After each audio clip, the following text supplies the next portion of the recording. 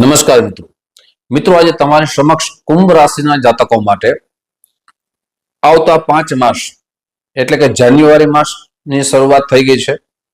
જાન્યુઆરી થી લઈને 4 માસ એટલે 5 માસ મે મહિના સુધી આપનું જે ગ્રહોની સ્થિતિ કેવી બનશે, આપના જીવનમાં શું પરિવર્તન આવશે, આપને શું સાવધાની રાખવી જોઈએ અને શું ઉપાય કરવા જોઈએ જેનાથી આપના જીવનમાં ગ્રહોની પણ શુભતા વધી શકે। આપની કુંભ રાશિ હોય તો આ વિડીયો સંપૂર્ણ રીતે જરૂર સાંભળજો। મિત્રો, ઘણી વખત જે સમય ચાલ્યો જાય, જે સમયની અંદર આપણા યોગ બનતા હોય એ સમયમાં આપણે લાભ ન લઈ શકીએ તો પાછો એવો સમય આવતો નથી। તો આ 5 માસની અંદર સૌથી પહેલા શું આપને લાભ મળવાનો છે, આપની ગુરુની સ્થિતિ જોઈએ, કેમ કે ગુરુ છે તમારા જીવનમાં ખૂબ પ્રભાવશાળી બનશે। તો ગુરુ આપના પંચમ ભાવમાં આવશે અને એક રાશિમાં ગુરુને આવતા 12 વર્ષ લાગે છે। ગુરુ છે આપણા જીવનમાં ઘણી બધી વસ્તુના કારક માનવામાં આવે છે। તો ગુરુ તમારા જીવનમાં કઈ રીતે પ્રભાવશાળી બની શકે? પંચમ ભાવ છે એ સંતાનનો ભાવ માનવામાં આવે છે। પંચમ ભાવ છે એ પ્રેમનો ભાવ માનવામાં આવે છે।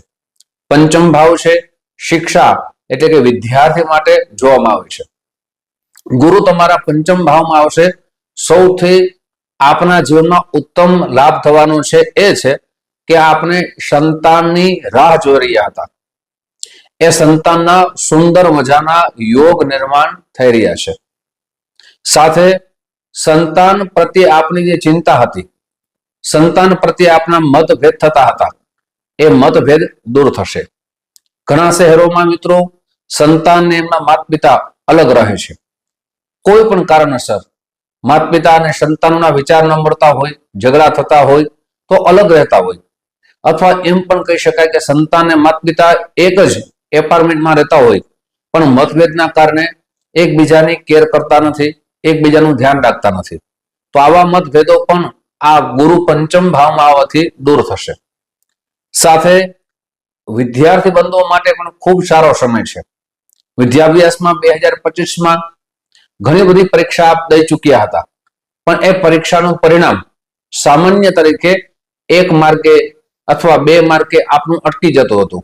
જે પાસ થઈ જવા જોઈએ, જેનું પરિણામ મળવું જોઈએ એ પરિણામ આપને આવતું ન હતું। પણ જાન્યુઆરી માસથી લઈ અને 31 મે સુધી વિદ્યાર્થી બંધુઓ માટે પણ ખૂબ સારો સમય કહી શકાય। એટલે કે જે મહેનત કરશો એનું પરિણામ આપને અવશ્ય દેખાશે અને આપના જીવનમાં પણ પરિવર્તન આવશે। પ્રેમ બાબતમાં પણ સાચો પ્રેમ કરતા હશે તેના માટે પણ આ સમય ખૂબ સારો છે।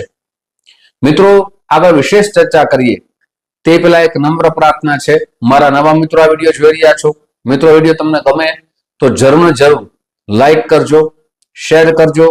પહેલી વખત આ ચેનલ જોઈ રહ્યા હો તો અમારા ચેનલને સબસ્ક્રાઇબ કરી લેજો। ફેસબુકના માધ્યમથી આ વિડીયો જોઈ રહ્યા છો તો અમારા પેજને ફોલો કરી લેજો, જેનાથી આવી સુંદર અને જીવનને ઉપયોગી માહિતી આપને પ્રાપ્ત થઈ શકે। મિત્રો, વાત કરીએ હવે ગુરુની દ્રષ્ટિની, તો ગુરુ સપ્તમ દ્રષ્ટિ લાભ ભવનમાં કરે છે। સાથે 9મો ભાવ પણ તમારો ઉદિત થશે।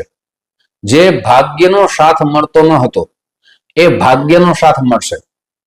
આપ જે આપના કાર્યો અટકી ગયા હતા એ કાર્યો સંપૂર્ણ રીતે પૂર્ણ થવાના યોગ નિર્માણ થઈ રહ્યા છે। પછી આપની પ્રોપર્ટી બાબતમાં હોય કે આપના કોઈ પણ પ્રકારના પૈસા પ્રોપર્ટી બાબતમાં આપના ફસાઈ ગયા હોય, એ પૈસા પણ પાછા મળવાના સુંદર મજાના યોગ નિર્માણ થઈ રહ્યા છે। સાથે આપના ભાગ્યની અંદર આપ નોકરી કરતા હો પણ પ્રમોશન થતું ન હતું, કોઈ પણ રીતે આપનું અટકી જતું હતું, એ પ્રમોશન થવાના પણ સુંદર મજાના યોગ નિર્માણ થઈ રહ્યા છે। ખાસ કરીને 11 માર્ચ પછી આપના જીવનમાં ઘણા પરિવર્તનો આવશે।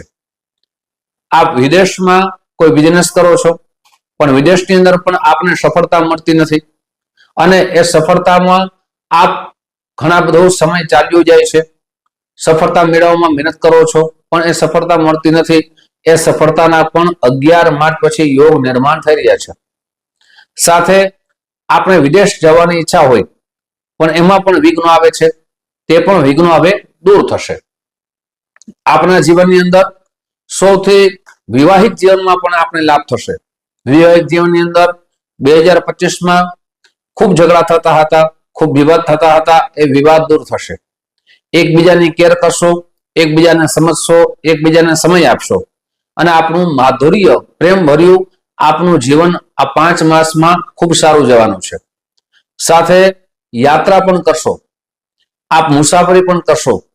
યાત્રાની અંદર આપ દાન પુણ્યનો પણ સમય સારો આવશે. આપ સમાજના ઘણા બધા સેવાકીય પ્રવૃત્તિમાં જોડાઈ જશો. એ સેવાકીય પ્રવૃત્તિની અંદર પણ આપનું માન સન્માન વધશે, યશ કીર્તિનો વધારો થશે. મિત્રો, આ બધી વાત કરી છે લાભ થવાની વાત કરી છે. હવે વાત કરીએ આપણે કયા માસમાં ખાસ કરીને સાવધાની રાખવી જોઈએ. તો પેલા માસની અંદર ભાગીદારીમાં સાવધાની રાખવી જોઈએ, એટલે કે જાન્યુઆરી માસમાં. બીજા માસની અંદર આપના બિઝનેસની અંદર આપના સહકર્મચારી સાથે કોઈ પણ પ્રકારનો વિવાદ ના થાય તેની સાવધાની રાખવી જોઈએ. ત્રીજા માસની અંદર આપના પરિવારમાં કોઈ પણ પ્રકારનો પ્રોપર્ટી બાબતમાં ઝઘડો ન થાય તેની સાવધાની રાખવી જોઈએ. અને 11 માર્ચ પછી આપના જીવનમાં અહંતા આવી જાય, અભિમાન આવી જાય, તેનાથી દૂર રહેવું જોઈએ. આપને સરળતા અપનાવવી જોઈએ, જેનાથી આપનું જીવન સારું જઈ શકે, યશ કીર્તિનો વધારો થઈ શકે. મિત્રો, હવે વાત કરીએ ઉપાયની. કયા ઉપાય આપણે કરવા જોઈએ. પણ ઘણા બધા મિત્રો અમને કોલ કરે છે કે શાસ્ત્રીજી, આપ જે કહો છો એનું પરિણામ 100% નથી આવતું અથવા 80% નથી આવતું, શું કારણ હોઈ શકે? મિત્રો, જે પણ ચર્ચા કરીએ છીએ એ રાશિ ઉપર કરીએ છીએ, સાથે ગોચર ગ્રહોની સ્થિતિ પ્રમાણે કરીએ છીએ. જો આપના જન્મ ગ્રહોની સ્થિતિ સારી ન હોય તો પરિણામમાં પરિવર્તન આવી શકે, એટલે કે સારું પરિણામ નથી આવતું.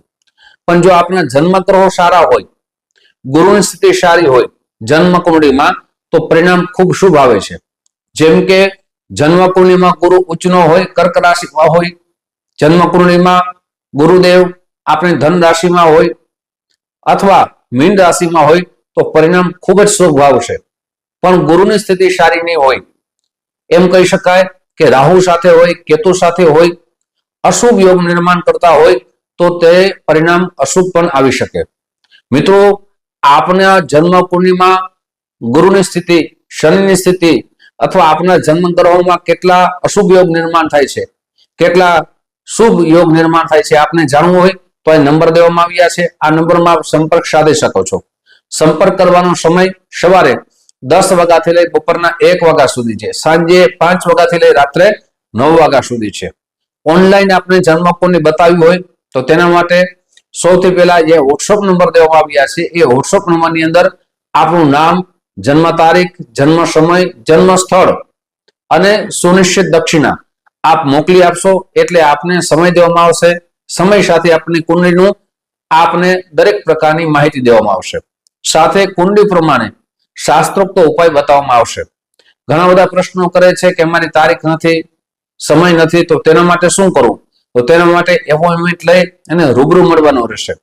એટલે આપની કુંડળી જોઈ, પ્રશ્ન કુંડળી જોઈ અને આપને ઉપાય બતાવી શકાય. હવે મિત્રો, ઉપાયની ચર્ચા કરીએ. સૌથી પહેલા તો આપને પ્રતિ દિવસ શનિ ચાલીસાના પાઠ કરવા જોઈએ. દર ગુરુવારે વિષ્ણુ સહસ્ત્રનો પાઠ કરવો જોઈએ. આપની જન્મ કુંડળી બતાવી જે પણ અશુભ યોગ નિર્માણ થાય છે તેની શાસ્ત્રોક્ત પૂજા કરાવવી જોઈએ. મિત્રો, આવી જ માહિતી તમારી સમક્ષ મૂકતો રહીશ. આપ જે પ્રેમ આપો છો એ પ્રેમ બદલ આપ સૌનો હૃદયથી ખૂબ ખૂબ આભાર વ્યક્ત કરું છું. ફરીથી મળશું. જય શ્રી કૃષ્ણ. મહાદેવ હર.